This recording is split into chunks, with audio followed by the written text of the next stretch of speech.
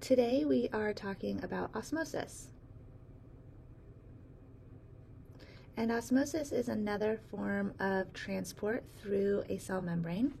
So if you have not already watched the video that we have on diffusion and active transport, I'm going to suggest that you start there. So osmosis is the movement of water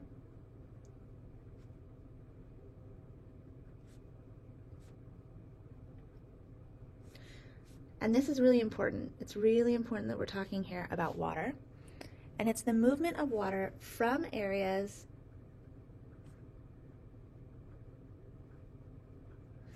of low solute concentration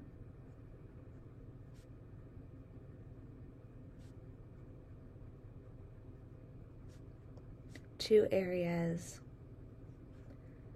of high solute concentration.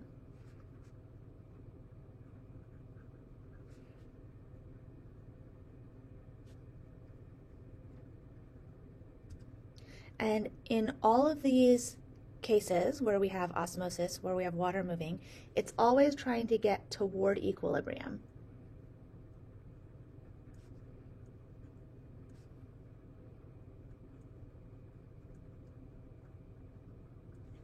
So this is a passive process. It does not involve energy. And there are two words that we need to understand in order to understand this definition. And the first is solute. So the solute is the dissolved stuff.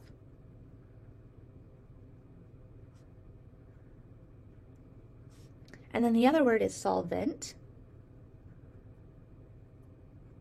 And the solvent is whatever it's being dissolved in. So in most of our cases, we're going to be talking here about water. Let's think then about an example that we have talked about before with a flavored juice. So when you have a flavored juice, you put the flavor particles into your liquid. So I've got my cup of water here, and I am going to dissolve some, let's say it's like powdered lemonade, some powdered lemonade into my cup. The solvent is the water.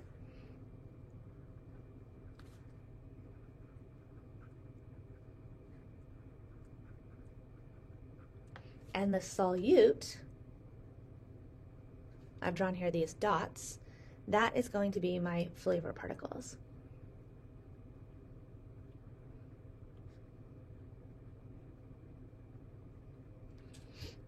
Now, let's imagine that I wanted to make my drink a little bit more concentrated. The flavor is not strong enough for me. I want a more lemonade flavor. There are two ways that I can make this more concentrated. I can either add more flavor, or I can remove the water. Removing the water is sort of like osmosis. It's just, it has to happen through a semi-permeable membrane. And adding more is kind of like diffusion, because you're going to get more particles spread out. But normally when we think of diffusion, we don't think of like adding more particles to do it. We think of the particles that are already there moving. So let's now take a look at some more words that we're going to be using a lot and that we are going to define. When we're talking about these different solutions, we are talking about them in relationship to each other. If they have the same concentration of particles of solutes, then we are going to say that they are isotonic. The word iso, or the prefix iso, means same. If there's more solute, then we're going to say that it is hypertonic. Hyper is more, so if it's more concentrated, it's a hypertonic solution. And hypotonic, think like hypothermia is when you're too cold, so that's going to be less or a low level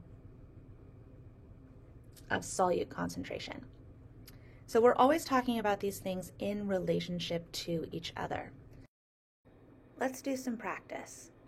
Is solution A hypertonic, hypotonic, or isotonic when compared to solution B? A is hypotonic because it has a lower concentration. This is still solution A. We haven't changed it at all.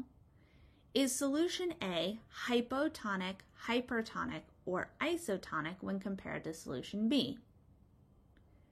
Now solution A is hypertonic because solution B has fewer molecules and solution A has a higher concentration of solutes. So let's look at an example of how this is actually going to happen.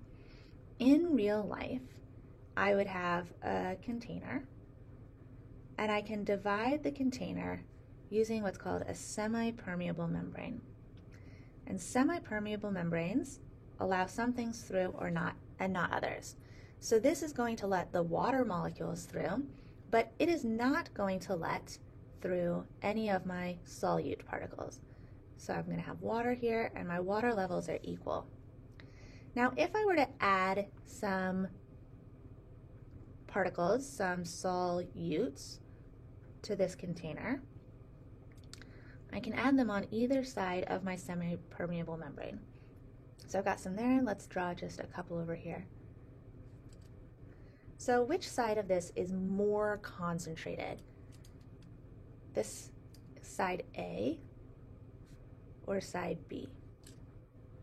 So I would say that A is more concentrated because these molecules are closer together than these molecules are.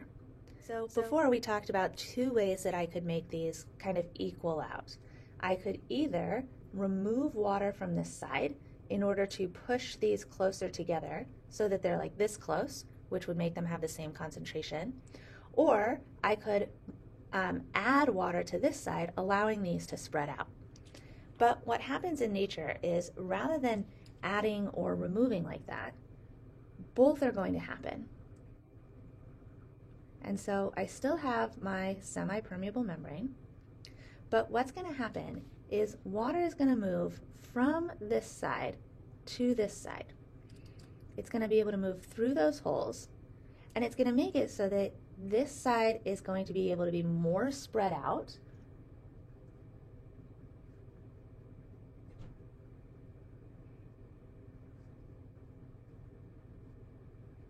while at the same time this side is getting closer together until they have the same concentration.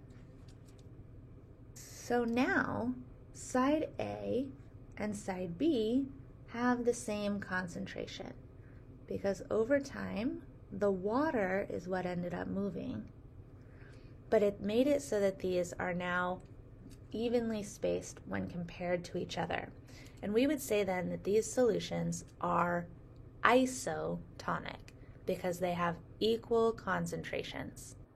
In osmosis, the water is always what's moving, but it's trying to make it so that the solute concentrations are what are equal.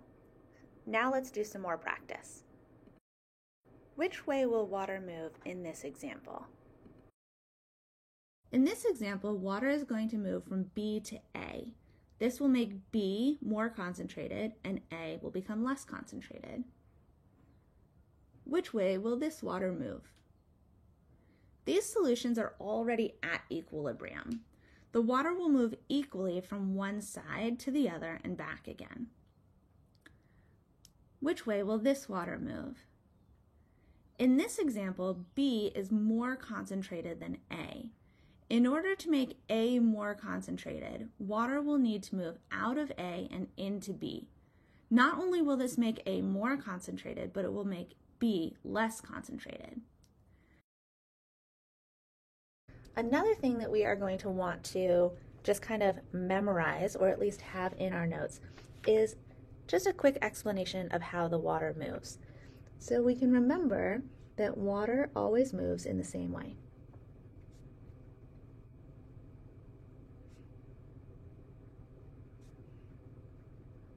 It's always going to move from hypotonic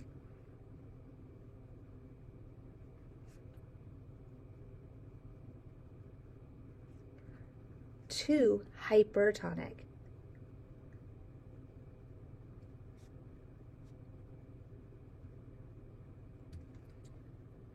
And it's going to always do that until it reaches equilibrium, or at least it's going to try. Sometimes it can't get to equilibrium, and that's okay.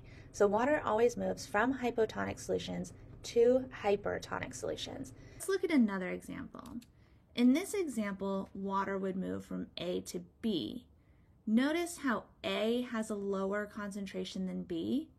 Again, water is moving from areas of low concentration of solute to areas of high concentration of solute. When we're talking about concentration, we're always talking about concentration of this solute, not of the water. And let's look at a couple more examples. Let's say I have a container of water, and this time I am putting it in it's sealed, putting it in a box just to make it easier for me to think about.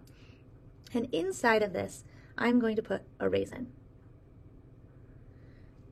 Now, raisins are dried out grapes, but they're sweet. They have quite a lot of sugar in them. So I'm going to have a solution of sugar where the sugar molecules are pretty well spaced out. And then inside of my raisin, there's a whole lot of sugar. So what we have here is we have our cell, or our raisin, and it is hypertonic.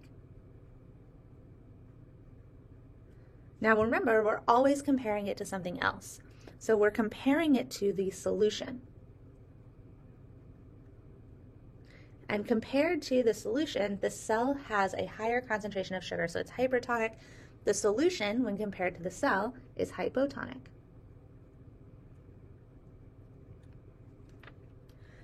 Now over time, what's going to happen is my water is going to move. A grape, it's like a cell, it has a cell membrane, and the water is going to be able to move, but the sugar that is in the solution, or that is in the raisin, is not able to escape. And so over time, what's going to happen as water moves into my raisin is my raisin is going to actually get bigger. And because it gets bigger, it's going to allow those sugar to get more spread out. And at the same time, there's now less space for the sugar that was in the solution. And so that sugar is going to get more condensed. And now what we have is we have a situation where both of these things have the same concentration. The sugar water has the same concentration as the raisin. And so now these are going to be isotonic.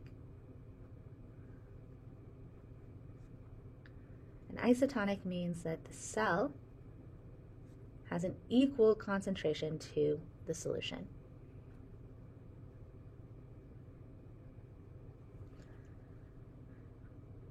Hopefully these visualizations help you. It is kind of tricky to think about this, but what I want you to do is I want you to try and always look back at your notes and do some memorization. So we're going to remember that hypo is like hyperactive, and that's going to mean more. Hypo is like hypothermia. It's going to mean less. And we're going to remember that osmosis is like H2O. That O is important. It's the H2O, it's the water. So water is moving in osmosis.